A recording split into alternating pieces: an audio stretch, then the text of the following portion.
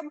Yes, now some of you may indeed remember me as the evil Nellie Olson, but luckily tonight I'm Alison Arngrim, and this is the Alison Arngrim Show. And here on the Alison Arngrim Show, we talk about things that make us feel good, the movies and the TV shows that made us feel good, and the people who made them, and people who are doing things now to make the world a better and more interesting place. And oh, do I have another one of those? Now, I just go to pieces when I get to have on a friend, when I get to have on someone I actually know. I mean, it's exciting when I get like the new people. It's a really good new people lately, but when I get like an old friend and like, "Ah, it's gonna be a party," and that's happening tonight.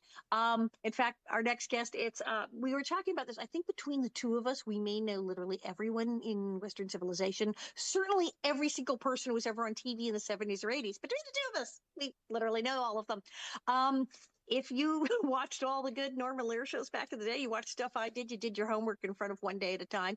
Yes, yes, that is indeed. I have him on. Ladies and gentlemen, Glenn Scarpelli.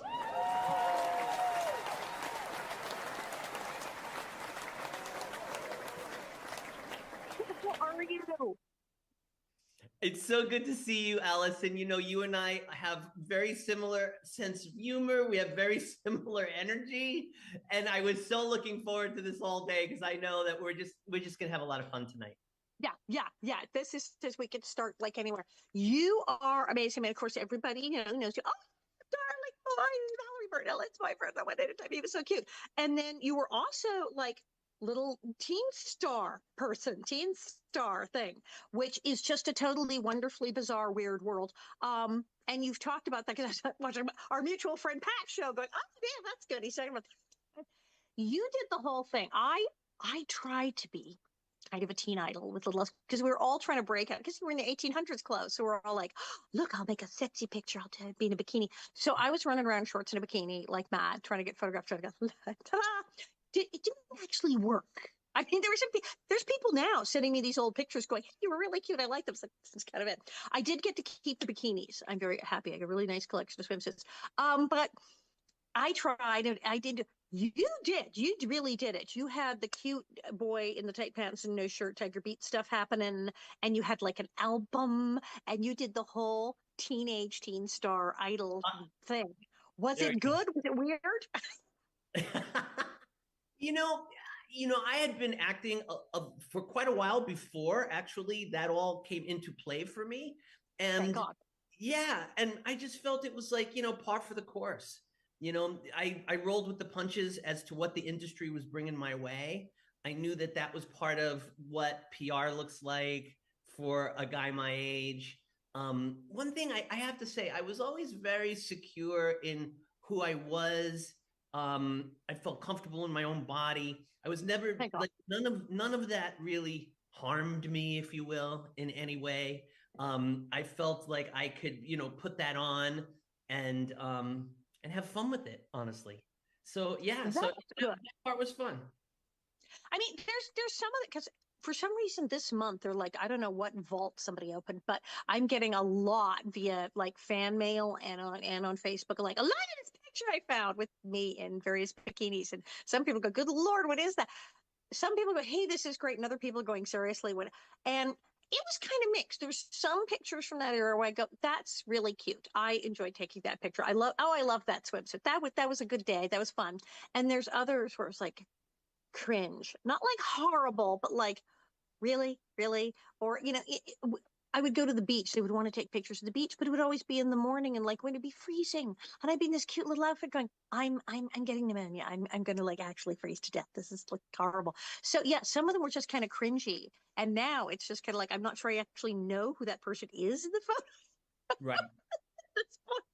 But if people are enjoying them, I'm like, good. I didn't take anything weird. There's nothing weird. They're just like regular bikinis. So Well, I gotta say though that like I look back on them. There was a time in my life that was awkward to look at, but not anymore because now I'm old and I look so damn cute. And I'm like, hello, like why didn't I take more of those pictures? Like I'm good with it. I'm like, I've come to grips with it. I like it. We were so cute. We were so cute. I know I said I had photos. Do we have any of the photos? The ones of us. I don't know, fling some stuff up on the screen because there's photos of us back in the day that were saying, we were so freaking adorable. And did we meet? That's so like a Yeah, cliche. Did we that meet? one. That's the That's like one. that's it's Todd. Is it Todd? It's It Todd. Yes, it it's you, was me, and Todd. Todd. What am I wearing? I don't know, but I got to tell you, it's adorable. And here's the irony of this picture, which I found so funny. You posted February 4th, 2018. You posted this picture, so that was literally today. This popped up as a That's memory for me on insane. Facebook, and you Today was today today and this is the day you asked me to be on your podcast, but you posted this literally 2018 today, February 4th, and you wrote, this is one of the rare pictures of me not in my little house garb, the little outfits. This is me wearing regular clothes. And somehow Todd and I are just totally into your boot. I don't. Why? What is going on? Did my boot fall off? Are they helping me put my boots on? Did you guys decide you really liked them? But they were really cool. They were these gray leather little high heel cowboy boots. I okay, this is so an 80s story. I wore them later to the US Festival. Was that Oh, Glen Helen Park or whatever? And yeah. tried to walk in them in Glen Helen Park to go see the B-52s, etc., and destroyed them. I completely destroyed them, and they're just like flayed because walking. And then I took them to a very elderly Russian man who fixes shoes in Hollywood. And first he chided me. He said, "What did you do? What did you do to these? What did you do to these boots? Why? Why?" And then he fixed them.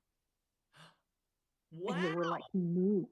So yeah, so you can destroy. There are people out in LA that if you destroy your boots, you can't actually have them. But so 80s, yes, my beautiful high heeled shiny boots that I destroyed at the US Festival. The us I remember it well, and I gotta say, the thing about the 80s that I love, and you talk about things that make us happy. Thinking back on the 80s makes me happy, and again, part of it is the fashion, because it was colorful, it was fun. I don't think any of us took ourselves very seriously in it either. Like, I think it Day was, glow. it was a chance to kind of just express ourselves through this fun, bright, colored, big hair fashion. I loved it because I got into punk in the 70s. I did the punk thing, but then yeah, the 80s was day glow. Everything was day glow, pink and green and blue, and your hair could not be too large, and you could not wear too much makeup in the 80s. It was physically impossible to wear too much makeup in the 1980s. You could just have Joan Collins like eyelash and your eyeshadow. Women were doing on makeup like they were divine. And it was like totally that was cocktail hour in the 80s. So I did. I run. Your heels couldn't be too high and you couldn't have too much makeup on. It's so true. And then I look at some of those pictures of me, like with the big pompadour hair and stuff, and I wish I still had that hair. Right?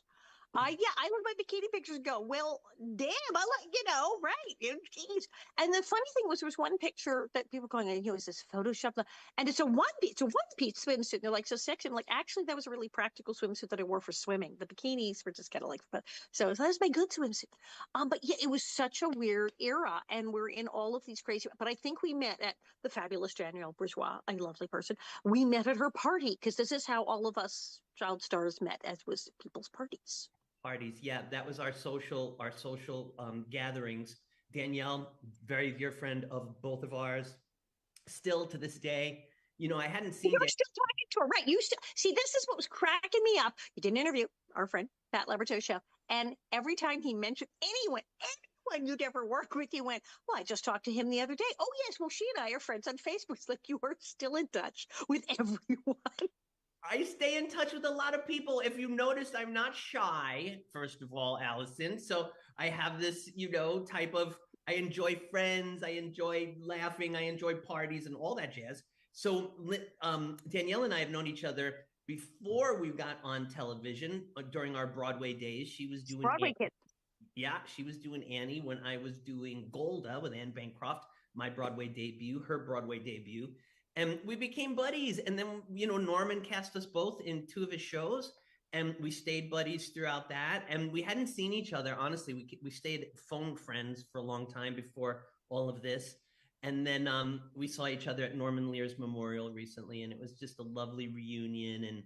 you know a good friend, and that's how I feel about you too, sweetheart. You know a good friend when you can not see each other for a long time, and then once you get together, it's like no time has passed. You pick up the conversation where you left off. It's just, yeah, it's absolutely like that. It's okay. The Broadway thing, that was the thing. Back in the day, history lesson for the children. Back in the olden days, when they were casting sitcoms, they went to the theater because TV was new. And when it was like black and white in the Dick Van Dyke Show, when it was that, what they did is because they're coming out of radio, is they went to Broadway and even off Broadway, and actors who were well known in the stage would be given a show. And that's why, like, as a younger person, if you sometimes see these old TV shows and it's the so and so show, and you're like, who the heck is that? And you look at like they're not in any movie. They were a Broadway star and they gave them a TV show. And that's how TV was. And Bonnie Franklin was a stage actress. And so that's why people are going, who's Bonnie Franklin? She's a stage actress. That was still a thing in the 70s. So she got a show. And that's how you got in. And Daniel Bruce, all of these people were the junior division of that, of people who came from Broadway to TV. That is no longer a thing. Now actors on TV shows desperately try to be in a Broadway play to like sort of like make themselves look legitimate if they worried about that. And it's like it's the other way around. You're like trying to get on Broadway. But back in the day, people were pulled from Broadway to be on TV. It was really cool. Yeah. Well, especially with Norman shows, because they were shot in front of a live audience, there is that sense of how to work an audience, how to hold for a laugh, how to find the timing and find that energy, because there is something special about that night when you're shooting in front of a live audience and those lights go on top of the cameras and they're switching in the booth and we're doing a play. And it really was like a play. And you have to be able to not be intimidated by the live audience, because there are film actors, and we've seen it. I mean, I've seen, my parents were in theater. They actually ran a theater in Vancouver in British Columbia. My father founded the Totem Theater. So I came from theater, and I started in TV, but when I was about 13, I was in the Garden Theater Festival. We were doing Cry of Players. I played Shakespeare's daughter. I was great. And, so I knew that, but I've been in shows with other TV actors, and initially they're like, there's like a learning curve. They're like, oh, I have to talk louder. Oh, wait, there's people in the room, not just a camera. And I've seen TV actors go, whoa, hey, and like adjust to that. If they've only done film, it's a whole other thing. I enjoy it myself, but there's such a huge difference. So it made sense in the days of television to like, let's get the people who've been on a damn stage before. Now, you had a hell of a Broadway career. This blows my mind. It's like, I knew you were like musical theater kid. It's like, yeah, when I was in Golda with Anne Bancroft. What? Yeah. And the thing about Golda that really touched my heart the most was I actually got to know Golda Meir and Anne Bancroft, who was just you know literally. I said you know everyone. You have literally met everyone. Oh yeah, my prime minister friend. No, because she played a really big part in the development of the play. It wasn't just about her; it was with her participation. So nice. getting to know Golda was amazing. She said something to me that stuck with me my whole life, and I'm going to share this with you. I didn't share this on Patrick's podcast. Am I getting a scoop? Am I getting hot exclusive scoop? Yes, we love it. I'm trying to think of different stories than I told on our dear friend the Patrick Labber show. When I was 9 years old when I did Golda. And she would really connect with us kids because we played her kids. I played her son, Menachem. And, she had a real connection to that. So she would take us out to lunch and we would hang out and whatnot. She was born in America, so she spoke beautiful English. And she said to me at 9, and it was something I'm just gonna preface this by saying it's something I didn't actually understand back then, but I remembered. So it was something I carried through my entire life. And she said, be the person you want to spend the rest of your life with. And she just touched my face. Be the person you want to spend the rest of your life with. That was her advice. And, you look at what this woman accomplished and who she was to the world, truly. And just that nugget of wisdom bestowed onto a 9-year-old was pretty special. And, I heard that through a 9-year-old filter at that point. Then I heard it through a 20-year-old filter, then a 30-year-old filter, 40. And now at 58, I'm listening to it in a new way. And it's so profound because it's really, Being right? a person you want to spend the rest of your life with, because you will. I mean, that's, you're stuck with you. Right. Exactly. What And what's it's also what's about, I think it's also about, this whole notion of when we're in healthy relationships like you and I are, that like this other person completes us. And that's not necessarily true. We are both independent, wonderful beings on our own. Together, we make this wonderful union, but we are the person we want to spend the rest of our lives with. Well, And there's a slogan too about for women saying we are now the men we wanted to marry. That ah, in the old days was like, try to find a man who's good at this, try to find a man with a good job, you should try to find a man. It's like, well, right. we now as women do all those things, so like we're now kind of being the guys who are going to put it all on them that we wanted to marry, so which frees up then the guy to just be himself, and you could just love them because you love them. Yeah, no, I absolutely love that. And I'm the guy I wanted to marry. Everyone wants to marry, actually, because you're now the story that you did tell. I mean, so these people you work with used to Al Pacino. Now, I have not met Al Pacino.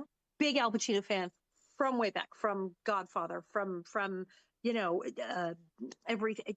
I'm mad for Al Pacino, all of his movies, all the way back, and I just adored him. But Al Pacino, great with kids, was totally not a thing that I thought. I've seen him live. I went to the evening with Al Pacino where he did Shakespeare and spoke and answered questions for hours. It was hysterically funny. It's dying.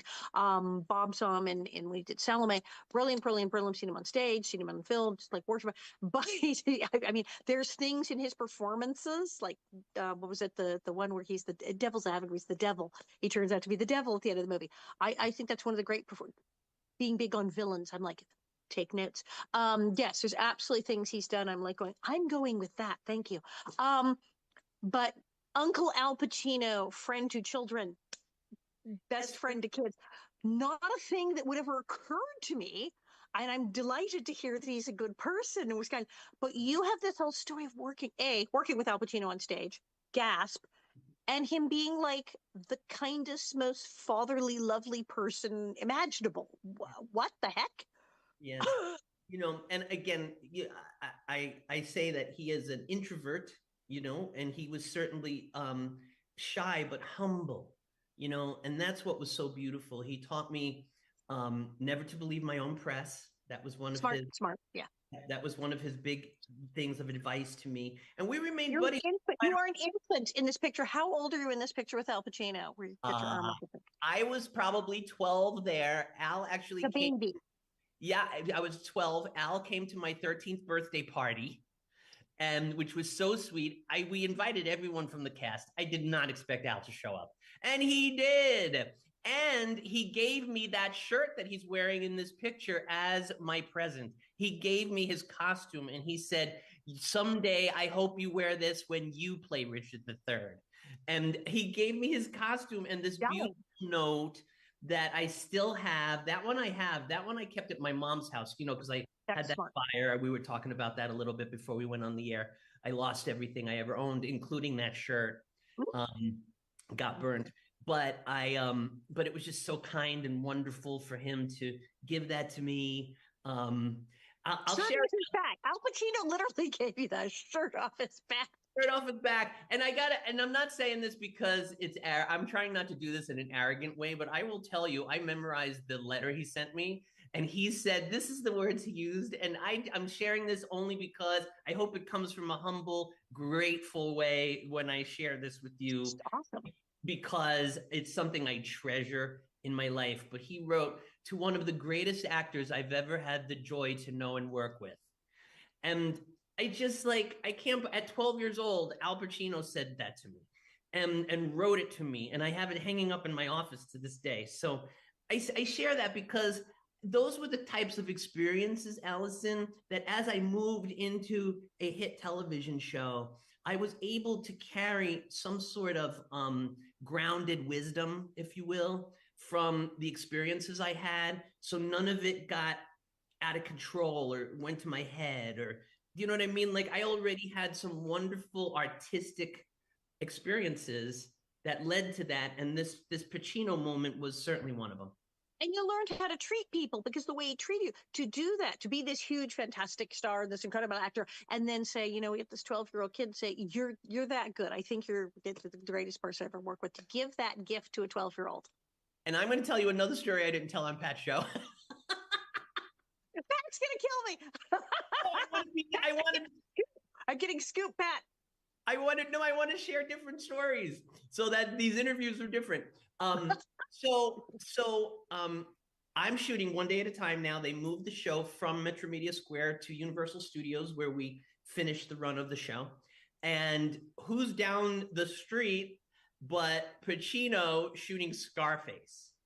Oh my God. So I was like, because they were like, hey, Al Pacino's shooting a movie down the street, Scarface. He's doing the remake of Scarface.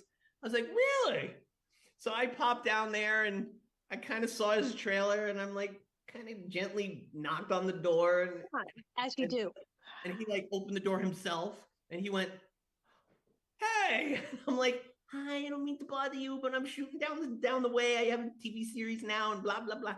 And he invited me in. And then he said, I want to have lunch with you tomorrow. He invited me for lunch. And it was just the two of us in his trailer for lunch. And I mean, this is who he was, right? I mean, just kind and wonderful. Never heard of One Day at a Time. I don't even think he owned a television, honestly. Yeah, I think he still not. He's talked about things like social media, TV. What are you people all even talking about? Yeah, he's like, I don't do any of that stuff. Yeah. But I got to say, he was in character the entire time. He had the accent. He never got out of character for lunch. He had the accent. He spoke. Oh my gosh, and I'm blank on the character's name, but the Scarface character. Yeah, the gangster. Yeah. Yeah. And gangster. Say hello to my little friend. My little friend. And he did that entire time. And it was just so wonderful because that's who I remember him being. Like, I didn't expect anything else than to him. Like, of course he's doing that. Yeah. Do you think was it anything to do with being a fellow Italian? Was there a bond there? Oh my God, look at that picture. Was there an Italian bond, Scarpelli, Pacino? Oh my gosh, I hope so. There's like another good Italian actor. But yeah, you talked about that he was so good with you and so marvelous, and here he was so young and doing Richard III, and he was like completely, here, we'll talk about it, I'll explain, but that he asked you to stand in the wings when it was his time to go on. That was like, I remember just going, yes. Yeah, he was very in tuned with energy. And he asked me to stand in the wings, so he just put his arms on my shoulder right before he went on. I think somehow my age, my energy calmed him, centered him. And, you know, I did that pretty much the whole run of the show, if I recall. We certainly did it. And the moment I remembered was opening night as this happened. Yeah. The lights went down and Lee Strasberg was in the audience. And like all this, it was such an exciting evening. And here I was in this last moment before he began his journey to open Richard III on Broadway.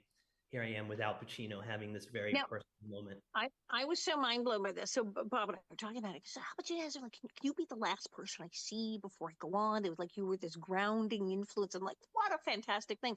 And Bob said, well, it's Richard III, right? I mean, he's going to kill him. He's the monstrous creature who's going to murder these children to be king. He said, I'm wondering if that wasn't something's performance to look at this completely darling, sweet angel baby face and go, right, I have to murder him. I am the person who is so awful they could murder that. Because that would do it. That would twist your mind. That would twist you so bad that you'd be Richard III. Yeah, would do it. I mean, that Bob. He's pretty smart, that one. Because smart. He could direct. He's smart. Seriously, no, I'm impressed because I've never really looked at it that way. There's one evening. He said, yes, that beautiful face. It's that darling boy who he's so friends with. And go, yep, I'm going to kill him later. Ooh, you know, what would that do to you before you went on? He loved to keep things fresh. And I think being on Broadway doing the same show every night is hard to do that because you're so limited to, you know, the staging and the blocking and so on and so forth. So one night he wore his costume from Pablo Hummel, which was the Broadway show he had done right before Richard III. He wore that costume. He just felt like it. That was like, okay. Yeah. One night he said, we're just going to do it with one lighting cue. The whole show is going to have no lighting cues. We're just going to be just like one lighting cue. And the whole show was done that way, in which added this whole new fresh feel to our performances. It really did. Yes, yes. He just liked that. One night there's this scene that he and I had where I'm kind of jabbing at him because I know he's up to no good, and I know instinctively that I'm in the way. I'm in the way of him becoming king. My uncle Richie.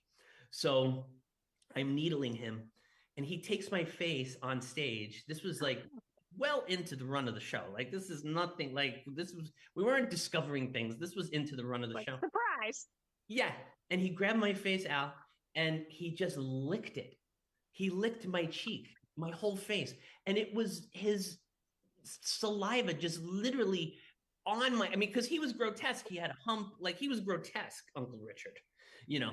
And he just licked my face, and I looked at him, and I just went this, like this, and the audience freaking laughed.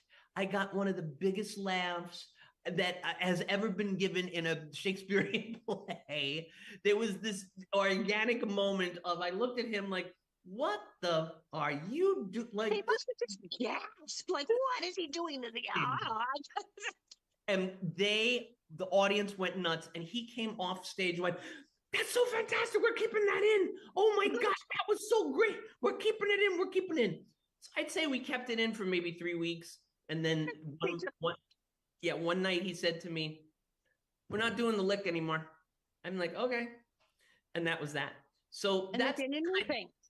right. Yeah, we created, whatever that moment was.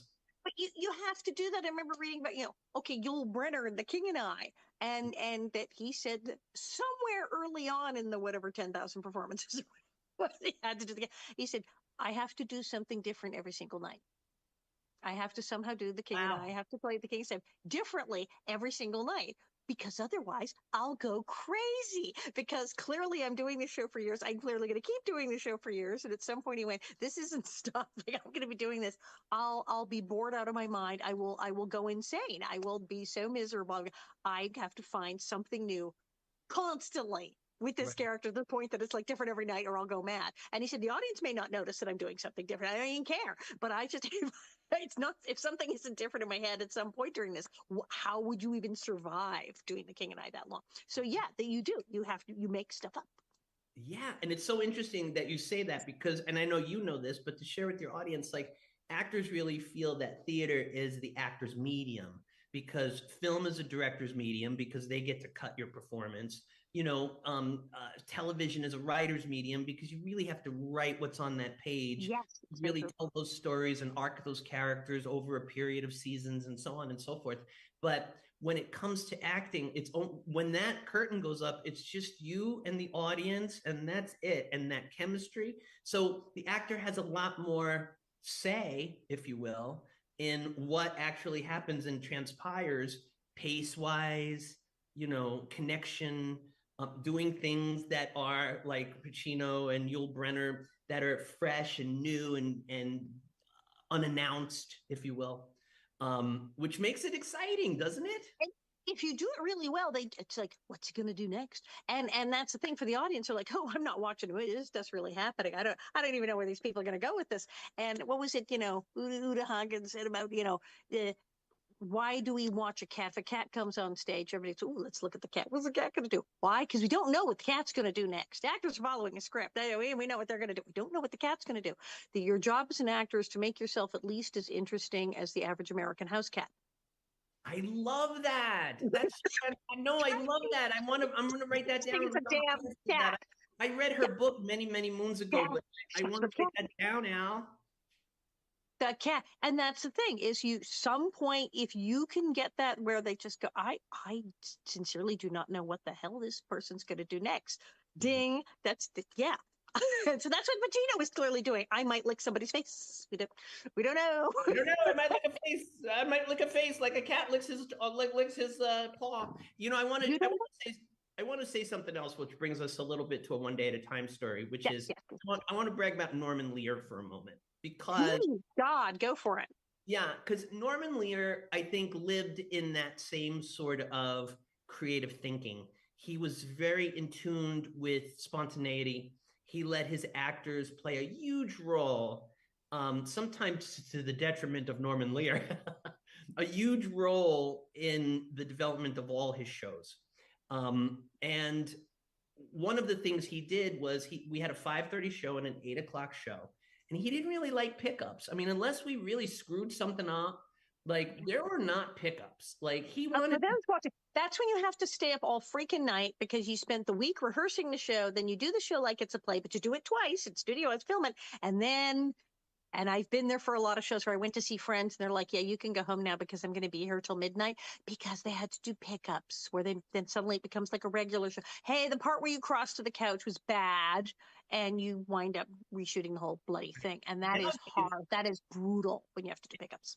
It's brutal, and then you feel that energy on the screen. And nowadays, many sitcoms will actually rewrite scenes right on the floor, and audience is there for 5 hours. Like our 5:30 audience was, usually out by 6:15. I mean, that's how fast we did the play. Like we would really we do quick changes. We'd kept it moving. Our 8 o'clock was sometimes we took a little more time in between. We talked to the audience. Norman would do the warm up himself, and then we'd all come out and do questions and answers in between scenes. Like we made it so much fun. Bonnie Franklin would sing before the 8 o'clock show. She had an accompanist. Shelley Markham came out and with her, and they would sing. She asked me to sing with her one time, which was so exciting. So we put on a show, and we made the audience important. And Norman really enjoyed a 5:30 and an 8 o'clock, and then he cut the two together, the best of. So that's really what you saw. That's what you saw was with the best of. And he also did some rewrites in between. We would only do pickups after the audience left if the show ran long. Because I got held prisoner once at one of those things. I said, I go see a friend taping. I'm sort of skittish to ever go again because I went to a couple were great. My mom did an episode of She's the Sheriff. That was fun. We went to that. But it was hysterical. But I went to a show and it's like, I'm not going to say the name of the show because, oh my God, these poor people. I don't know what was the holdup, why they were doing things over again. It was all pickups.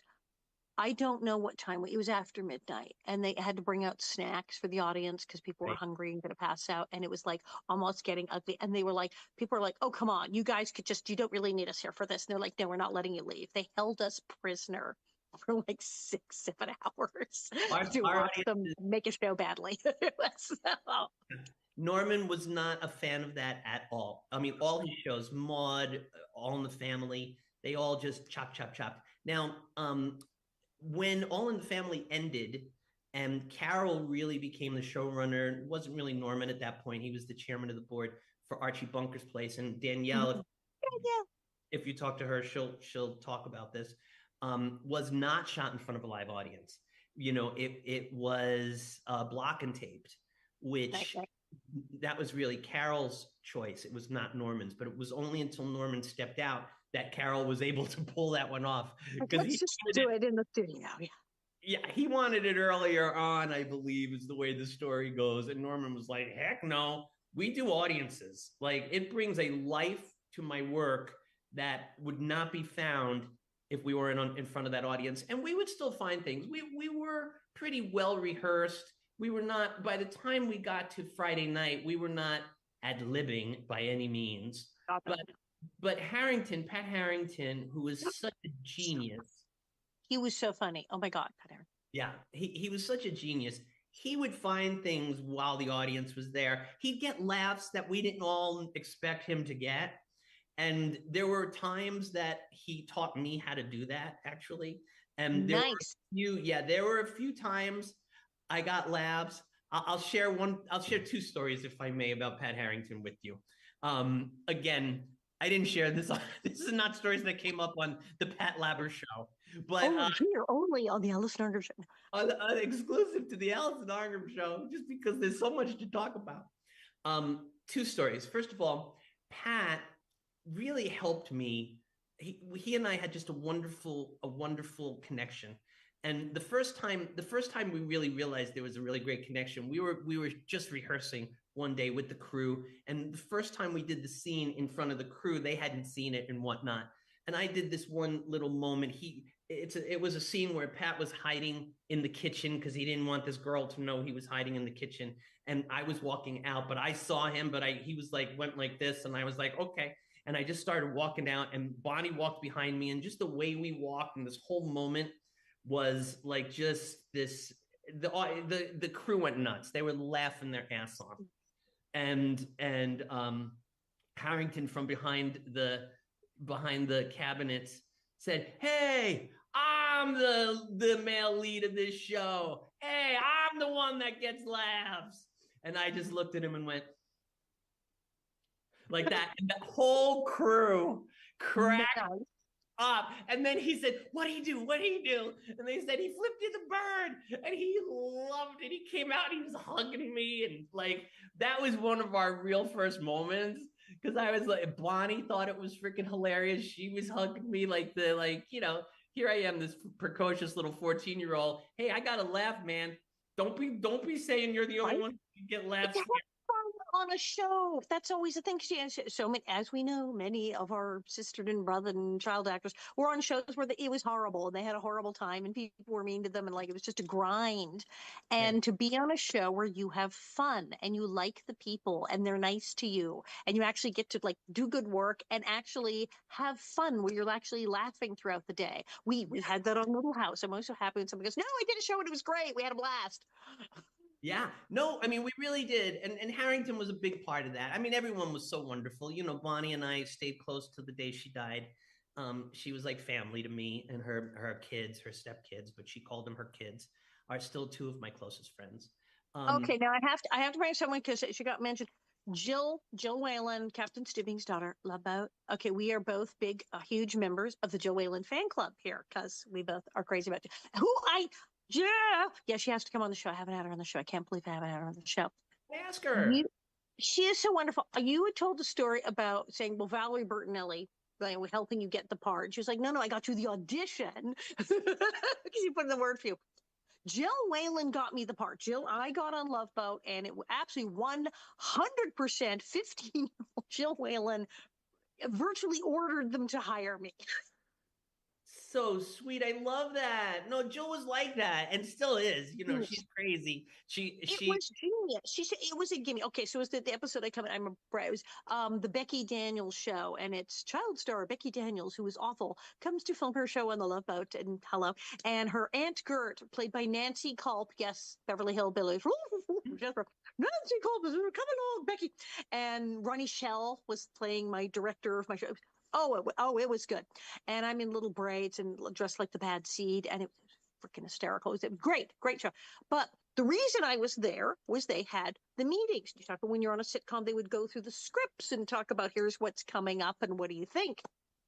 And she got to that one and went, "You're getting Alison Arngrim, right?"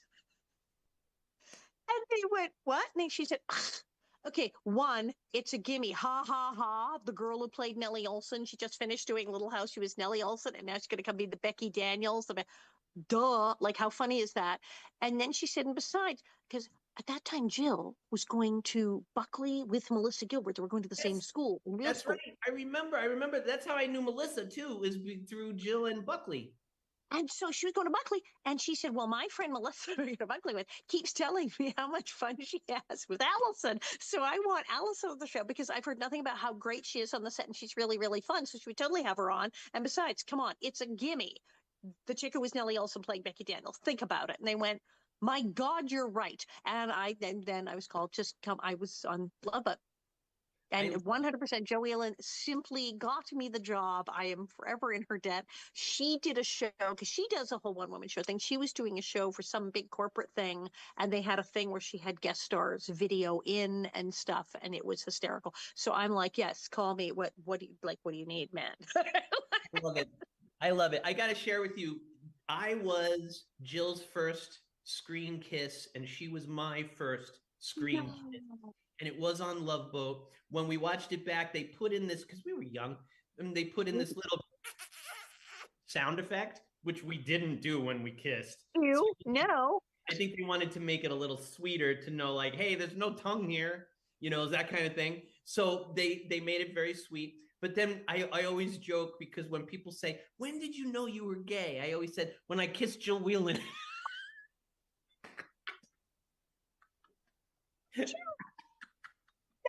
Of course, hilarious, Andre. Right? So here you are at the height of TV fame, an adorable teen idol, Tiger Beat. He's so wholesome. He has an album, but so you could sing. They even came to me once and said, "Do you want to have an album?" I go, "I can't sing. We don't care. You want to have an album Yeah, anyway?" Even right. and I went, "Ew, no." I said, "I won't do it. I won't do it." I'm not going to be one of those people who can't sing and you just auto tune the crap out of it and go, "Look, it's an album like that." Awful. I said, I respect my fans too much to make a crappy album. So I left it to people who could sing.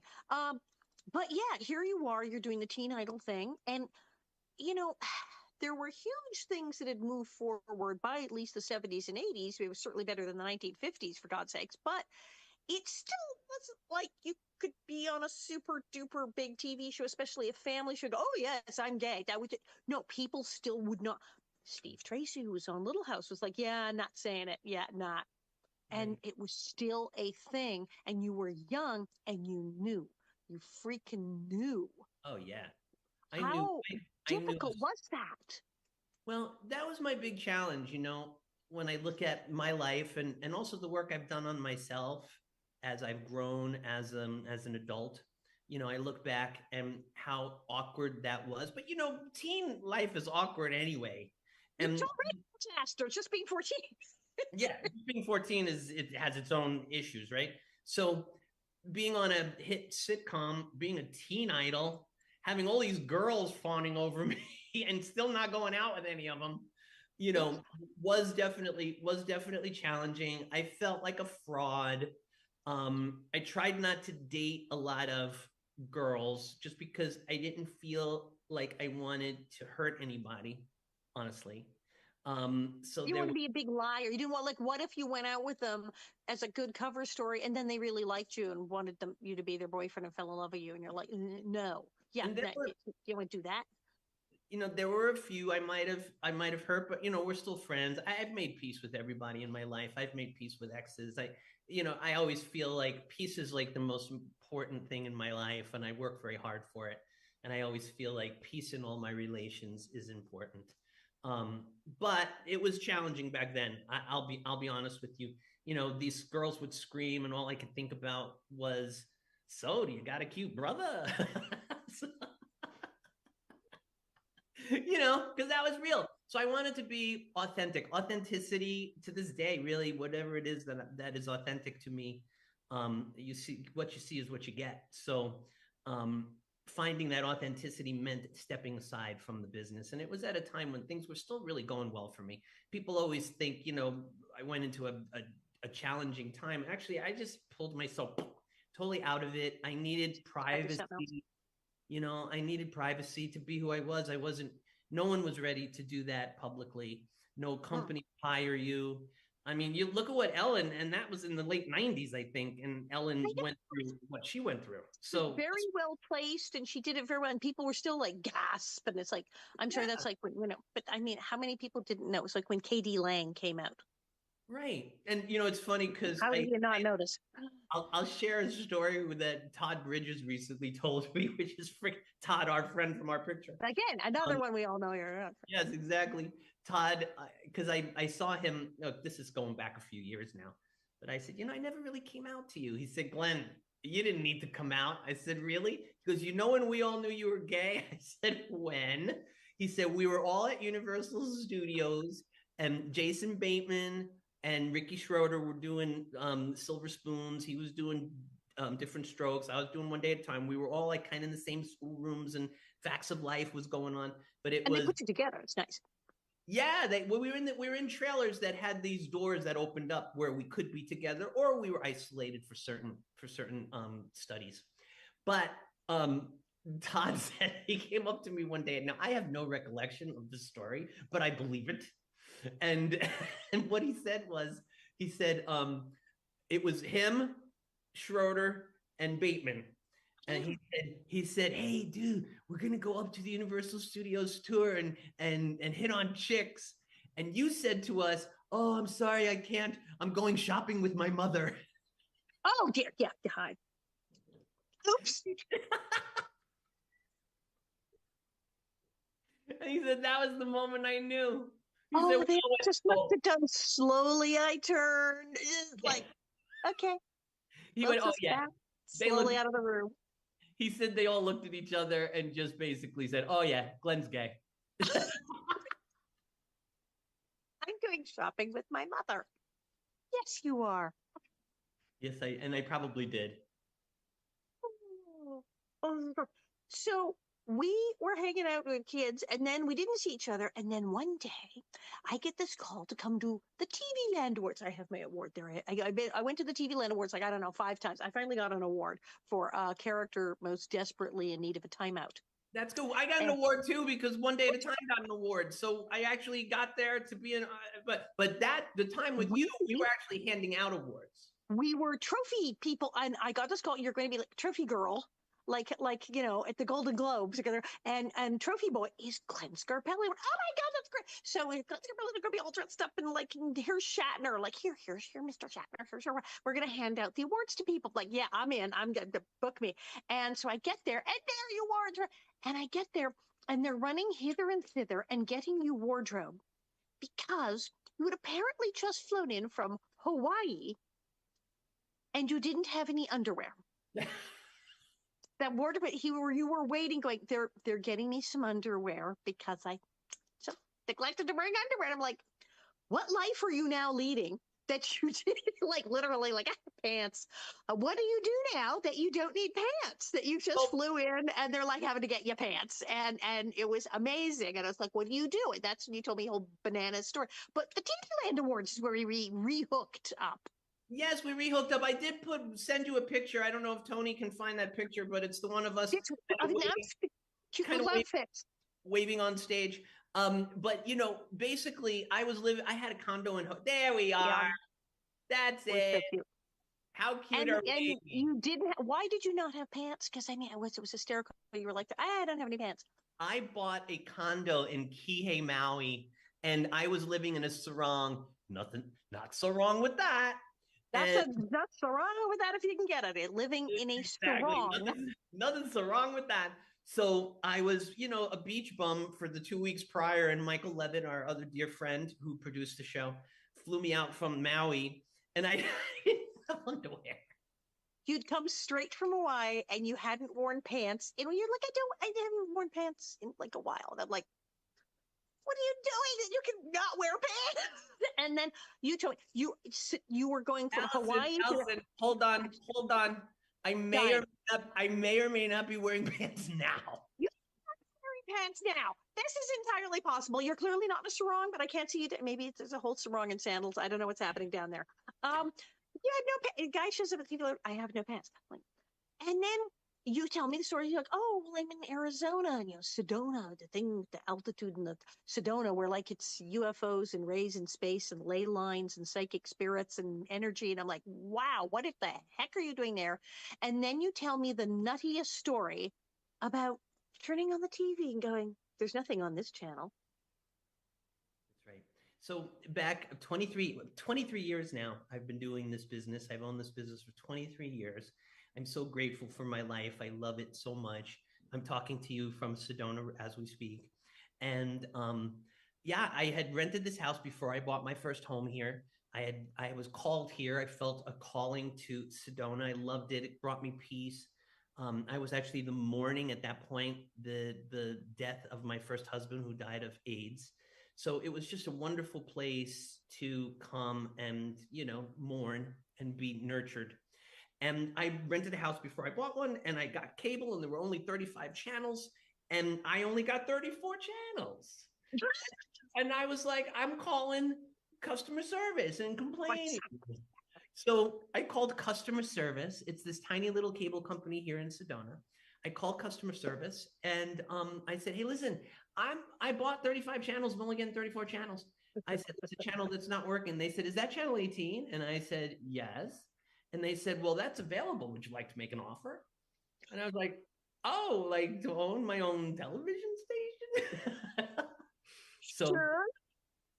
So that's what has, been my life. Like I said, for the last 23 years, You came out, you've seen it firsthand. It's We amazing.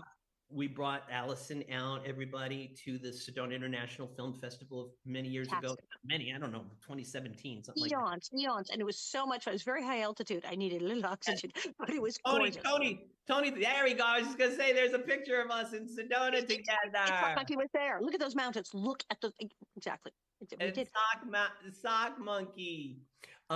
So yeah, so I have the station, we promote tourism here in the area. I gorgeous. I love it. We've now partnered with a wonderful morning show on ABC 15 statewide, and I host segments, traveler TV segments, on a show called Sonoran Living here. If you're in the state, you'd know it. And I just love it. I love what I do. I love what we're doing. I can't wait for you to come out and visit again. And you don't need to wear pants now. Okay, we have to wrap up with the one story. So there we are. There we are at the TV Land Awards. And we're at the TV Land Awards. And it was the musical guest. I mean, Diana Ross was there, Smokey Robinson was there, and Stevie Wonder. We both proceed to lose our tiny little minds because we grew up listening to Stevie Wonder. He is like God. We're like, it's Stevie Wonder. He's a large man. He's a large man. They called him Little Stevie Wonder when he was a child. He's a big fella. He's like tall and wide. We're like, wow, Stevie Wonder's a big guy. And so we go, we got to meet Stevie Wonder. Now, me and you, there's that gift tent, and they had good stuff in the gift tent. This is before they cut it all back in the day. And I go and I got, I don't know, I got a toaster and some shoes and some perfume and a bunch of junk. And there's a man standing outside the tent in a white lab coat with business cards. I'm like, the heck? And I go, hi. When he goes, do you want LASIK surgery? I'm nearsighted. LASIK surgery to be able to see. Yes. I said, that's thousands of dollars. He goes, oh, yes. We have a special. Take this card. This is one. LASIK. I said, one eye or discount? No, the whole thing. Seriously. So I take the card, and then I run into you, and you're like, what'd you get? I go, well, I got like a vacuum cleaner, stuff like that. He goes, they're giving away LASIK surgery in the parking lot. And you ran and you got, I'll hold my stuff. I'll be right. So are we going to get LASIK? And then we met Stevie Wonder. And Stevie Wonder was so kind to us, and he loved Little House on the Prairie. He'd see, he said, I watched those shows. That's how he pulled it. He watched your shows. He knew your show. He knew me. He knew you. He was excited to meet us. He hugged us. When he hugged me, I thought he was going to crack my back. I mean, my feet left the ground. He did. He hugged me in this bear hug, and he was so tall. I was like, I've been there. I was in such shock. I like touched by Stevie Wonder, but healed. And the two of us were sitting there in shock by that fence with our LASIK cards. And I said, we've been touched by Stevie Wonder.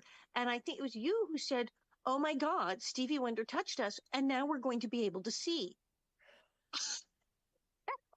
Started laughing so hard because we felt like Stevie Wonder just healed us. And then crazily, they were giving me LASIK surgery at a party. Yeah. And I went and I called them. I said, are you people for real? Like, is it? And they went, no, not really. And I went and I got it, and it was fabulous. I have the close-up glasses, but like, that's it. I do too. I have the close-up glasses too. No, it worked great. I love it. I got it too. And when you brought Prairie Bitch, your show, Confessions of a Prairie Bitch, to Sedona, you actually told this story. I don't know if it's in the show all the time or you just did it for my behalf. But pops in occasionally because it's good. I love it.